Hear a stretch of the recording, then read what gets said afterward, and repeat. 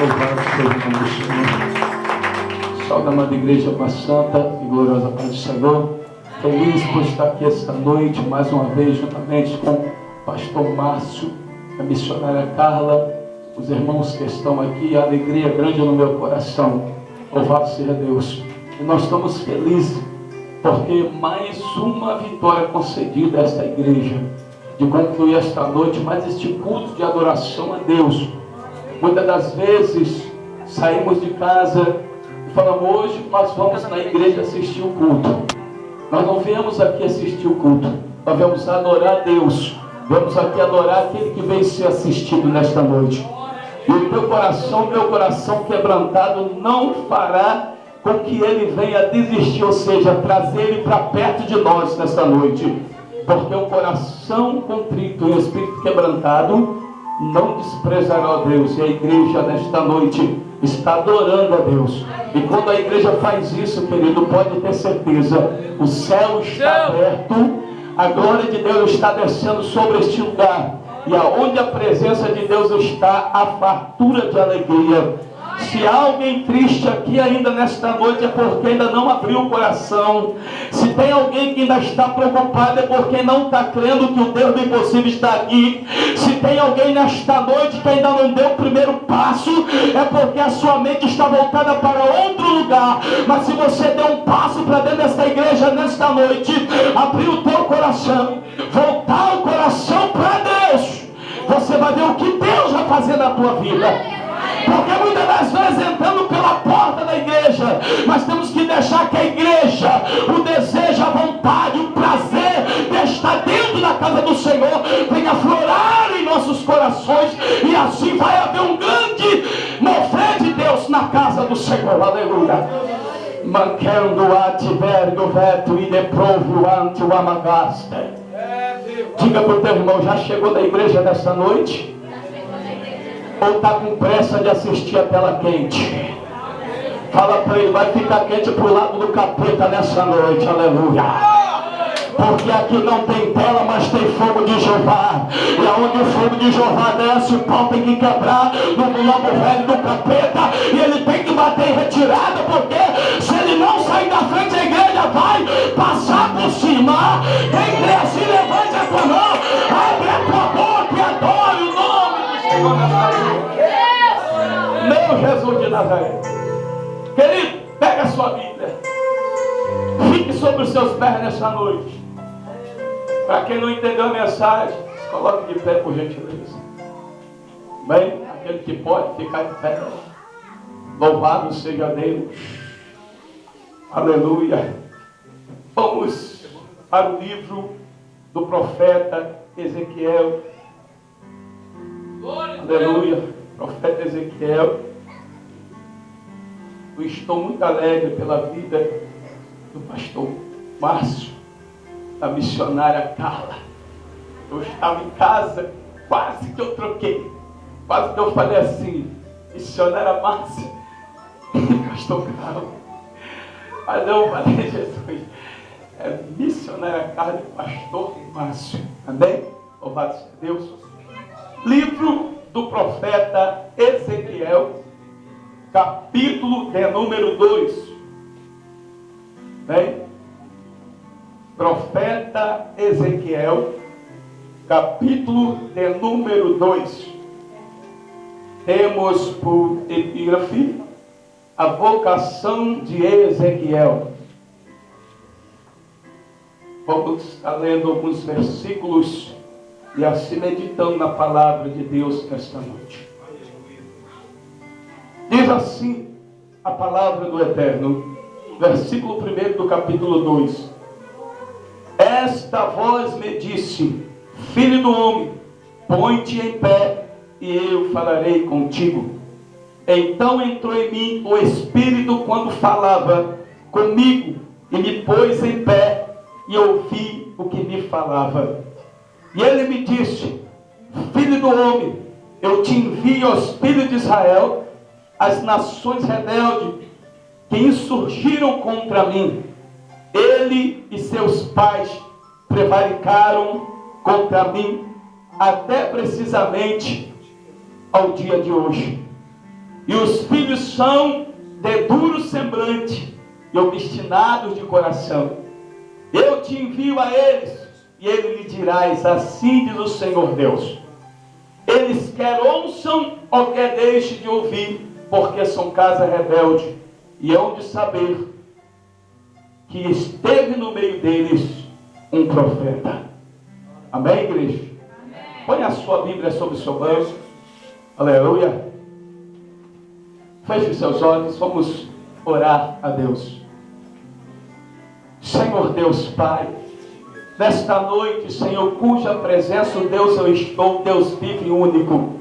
Senhor, me coloco aqui, Senhor, pequeno, adorador, Senhor, diante da Tua presença. Deus, estamos aqui para receber de Ti através da Tua palavra, porque a palavra é o verbo vivo, e a palavra é o Filho que estava contigo, Pai querido, desde o princípio da criação do mundo lá, Senhor, foi apresentado o verbo vivo.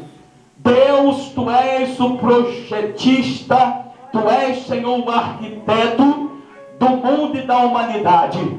Pois o Espírito parava sobre a face das águas, e lá estava o Teu poder, Senhor, sobrenatural.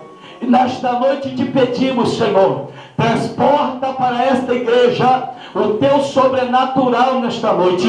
Que cada um de nós aqui possamos sair do natural e entrar no sobrenatural, Senhor. Abra o nosso entendimento, as nossas faculdades mentais, que nesta noite, Pai querido, não só, Pai querido, Pai amado, os 3%, Pai querido, do mais de 3 bilhões de neurônios venha funcionar, mas que a Tua sabedoria venha impactar, Senhor, os nossos corações. Deus, nós cremos, Senhor, Pai querido, que algo sobrenatural já começou a acontecer nesta igreja, e que o Senhor está na frente da peleja, e o Teu nome já está sendo glorificado nesta noite. Deus, faz um mover, Senhor, traz o céu para perto dessa igreja, porque o Senhor pode fazer isso, porque é impossível, mas Deus pode. Senhor, nós te agradecemos, e já certo da vitória, a igreja diga amém. Podeis assentar em nome de Jesus. Queridos,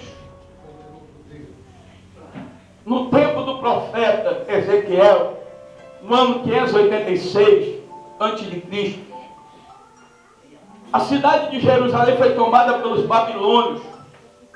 E o profeta viveu na Babilônia, para onde os israelitas tinham sido levados como prisioneiros. Ezequiel pregou mensagem de Deus dirigida ao povo que estava ali na Babilônia e também os moradores de Jerusalém. No ano 586 a.C., segundo os historiadores e alguns textos bíblicos, a geografia bíblica diz que no ano 605, ainda no verão, tempo quente, de muito calor, o povo das terras dos caldeus da Babilônia, o maior império da época, segundo a história, 3.000 anos antes de Cristo, Babilônia tinha sido fundada por um dos grandes imperadores por nome de Hammurabi. Foi o primeiro imperador de Babilônia. E diz a história que este imperador, ele fortificou as fortalezas do grande império babilônico. Uma cidade com aproximadamente 224 mil metros quadrados. Os seus muros tinham 100 metros de altura. E as suas muralhas mediam 9 metros de largura. Dava para passar 2 carruagens por cima do muro. E tinha torres sobre o muro onde ficavam os soldados, os guardas das muralhas. E diz a história que esta Babilônia, terra dos caldeus, ficava entre o rio Tigre e o rio Eufrates. E foi conhecido de terra entre os rios, porque as planícies daquele local era fértil, era terra ao qual podia ser preparada para o plantio. Então Babilônia ficou bem acentuada. Diz a história que passando alguns anos, já cumprindo o tempo de Hammurabi, ele morrendo, e passado 1000 anos depois, quando foi completar os 1000 anos de Hammurabi, em que estava de pé o grande império babilônico, o império assírio veio com toda a força, com toda a fúria, e deu sobre Babilônia e lançou as suas muralhas, os seus muros, dentro do rio Eufrates, fazendo assim ela desaparecer. E de repente, passado mais alguns séculos, uns 4 ou 5 séculos, levantou-se os descendentes da nação dos caldeus e restauraram Babilônia, colocando-a de pé novamente. E o que acontece? Agora se levanta Nabucodonosor, que venceu um dos maiores imperadores da época. Morre Nabucodonosor, levanta-se o seu filho Nabucodonosor, que toma posse do reino e começa a agir dentro de Babilônia. Nesse tempo em que Nabucodonosor tinha se levantado como o grande imperador de Babilônia, da grande cidade, um grande império que assustava as nações, diz a história que eles começaram a tomar conta das províncias, e sabemos pela história que foram 127 províncias, ou 127 reinos e países, ao qual o país de Babilônia, aquele lugar, aquele império tomou conta. E diz a história que eles começaram a enviar os canais para dentro da cidade. Como assim, pastor? Desviando o rio Eufrates, fazendo grandes digues. Por quê? Para poder comprar imposto daquele povo que transportava suas mercadorias em navios. Então isso começou a dar prioridade a eles, por ser uma nação poderosa, o império assustador. Eles usufruíam dos direitos que eram das pessoas. Isso não agradava a Deus, mas há um tempo determinado por Deus para todo o propósito debaixo do céu. E o tempo da grande Babilônia ia chegar. Diz a história que passasse por esse tempo, no ano 605, quando foi invadido Jerusalém. Querido, o que me chama a atenção é que o inimigo, ele é astucioso. Ele prepara a armadilha e ele fica ali o tempo inteiro botando a seba para poder pegar a sua presa. E diz a história que eles acamparam ao redor de Jerusalém e os reis puseram os seus tronos diante da entrada acampado. Isso levou 3 anos e meio até que aconteceu algo. Ninguém podia entrar em Jerusalém e nem podia sair, nem comprar, nem vender. Acabou-se a mercadoria, acabou-se a água, acabou-se o alimento. Agora é a hora de se render ao inimigo. Diz a história que lá foi tomado a cidade de Jerusalém pelos babilônios e levado o povo para a Babilônia. E ali, naquela leva, segundo a história, haviam jovens estudiosos como Ezequiel, como Daniel. Jeremias também estava nessa época, só que ainda não estava, era Isaías. Mas esses 3 jovens já faziam parte dessa leva. E Deus, quando Ele tem um propósito na vida do homem ou da mulher, não adianta o inimigo planejar, preparar as suas artimanhas para contra-atacar contra o ungido ou o escolhido de Deus, ou aquele que foi chamado para um grande projeto de Deus, que Deus vai trabalhar de formas tremendas para mostrar o teu poder, que Ele está presente na vida dos seus servos, dos seus filhos. E diz a história, querido, foi tremendo esse mistério.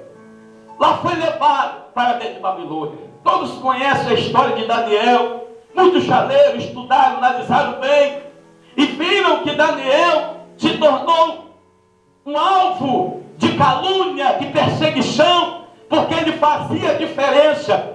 E quando um homem e uma mulher fazem a diferença, eles são alvo de perseguição, são alvo de calúnia, são alvo de ataque. Não de ataques somente ataques externos, mas de ataques internos também. O que eu quero dizer com isso? Tanto lá fora ou dentro da igreja você passa por perseguição.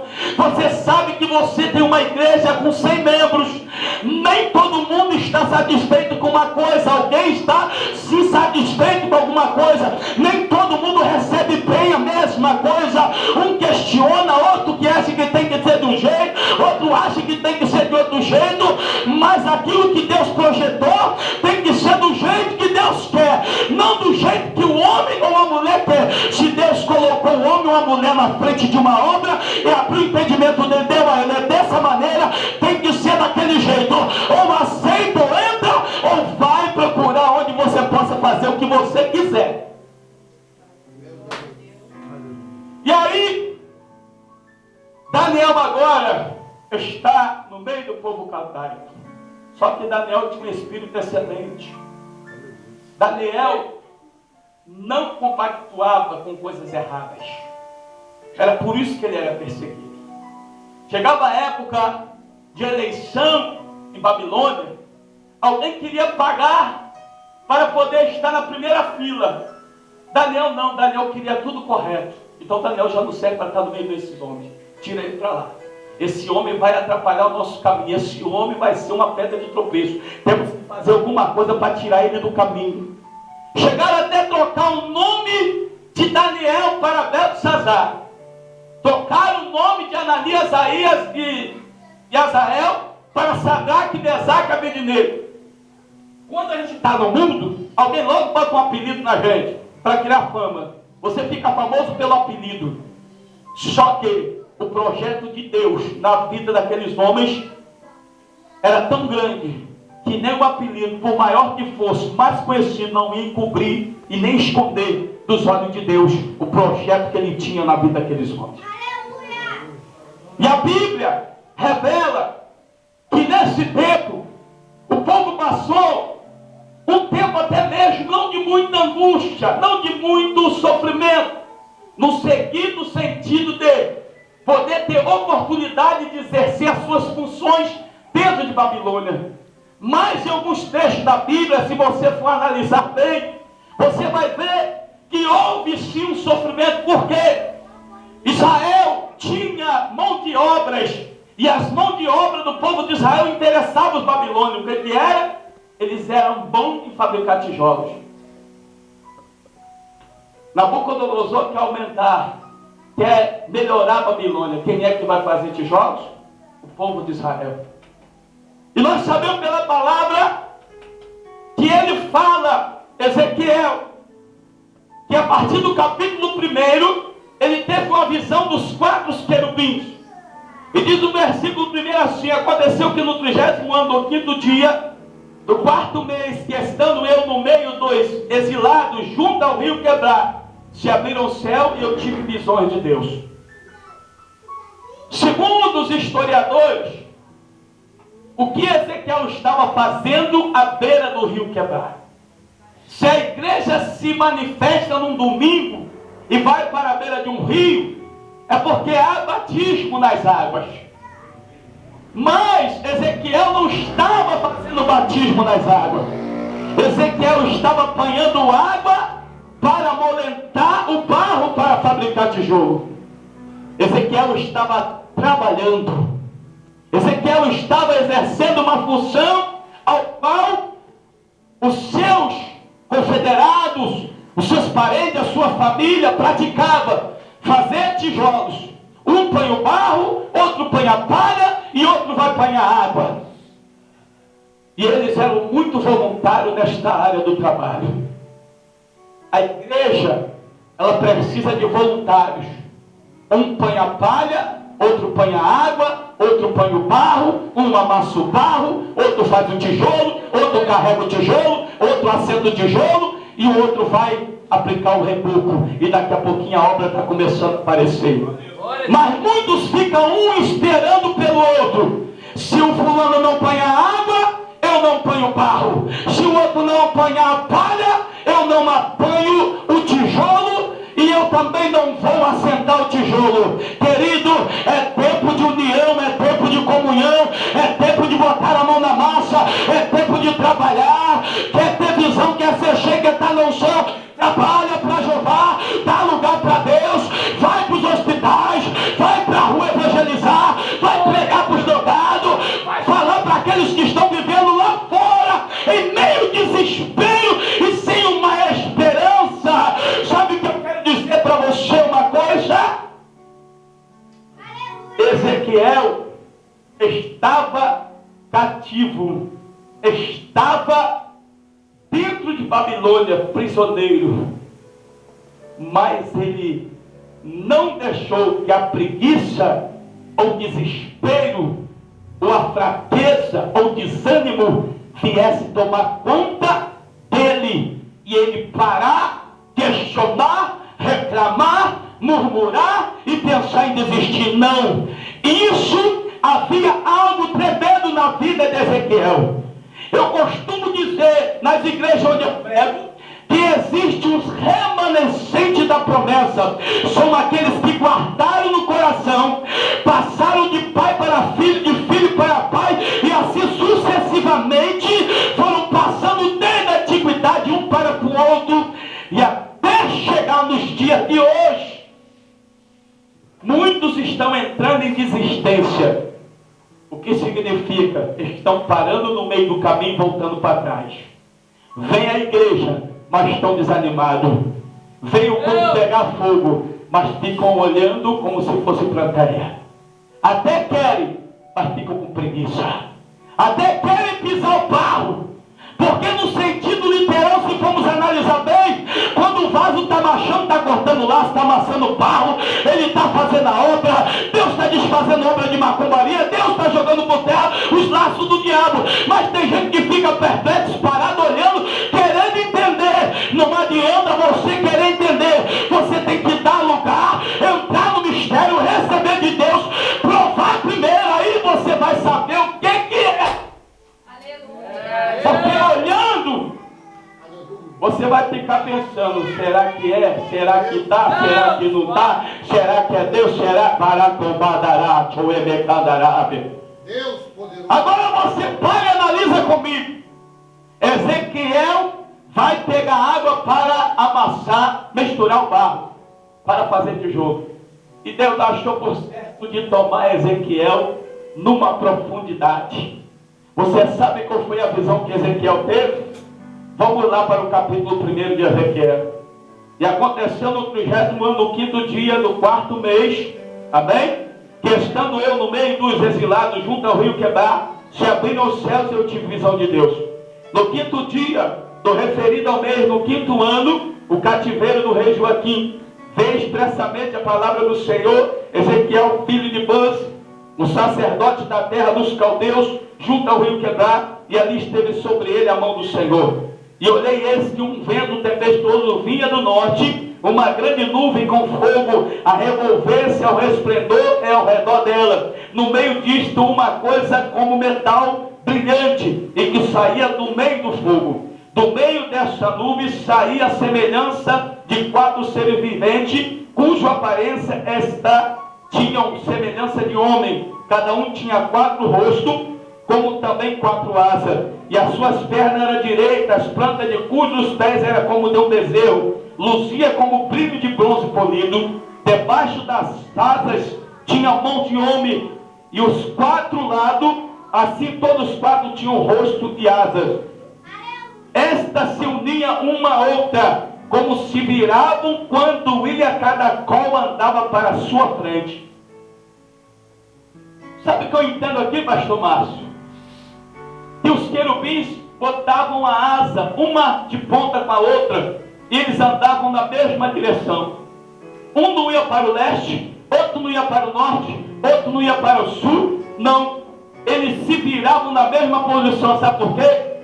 Porque há comunhão, há união e há obediência, porque é aquilo que Deus determina para eles, pelo poder de Deus, ele recebe e conclui.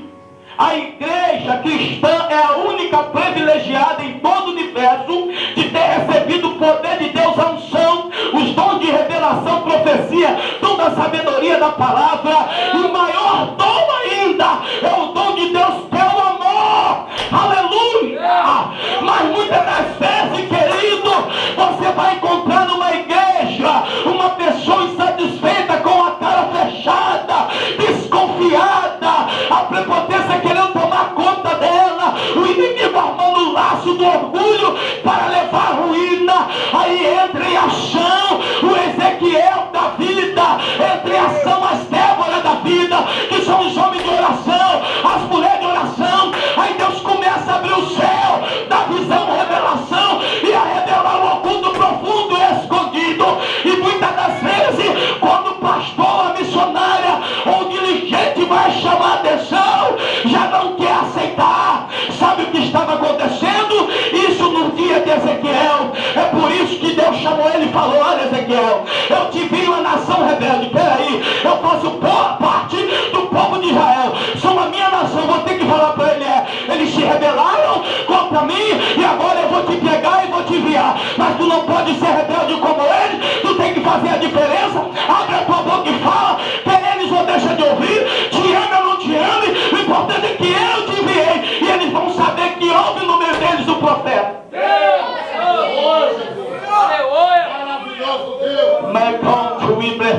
Deus proverrácia.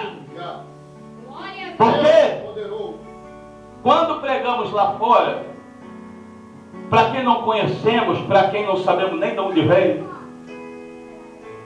não é difícil não, querido.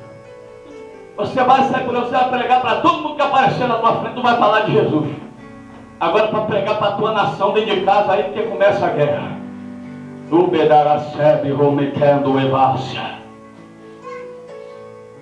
Aí que começa a guerra. Você está lá pagando preço, orando, jejuando, buscando, aí Deus começa a descer. Aí a esposa vai pregar para o marido, ou o marido pregar para a esposa, ou a mãe pregar para os filhos, ou o pai pregar para os filhos. Aí começa. Na hora de pedir, são experts em pedir. Pai, me dá isso, pai, me dá aquilo, mãe, me dá isso, mãe, me dá aquilo. Mas na hora de obedecer, aí vem a rebeldia. Mas você tem que falar para eles o que eles precisam ouvir. Ainda que você o ame, ainda que você sabe o preço que foi para chegar até ali, porque ninguém sabe mais do que Deus qual foi o preço para conduzir aquele povo até a terra de Canaã, aonde foi construído o país de Jerusalém, porque antes era Ariel, Gedutum, Sim, eram os nomes dados a Jerusalém. E quando aconteceu de Ezequiel começar a profetizar no meio do povo, aconteceu algo. Ezequiel já começou a não ser bem aceito. Porque quando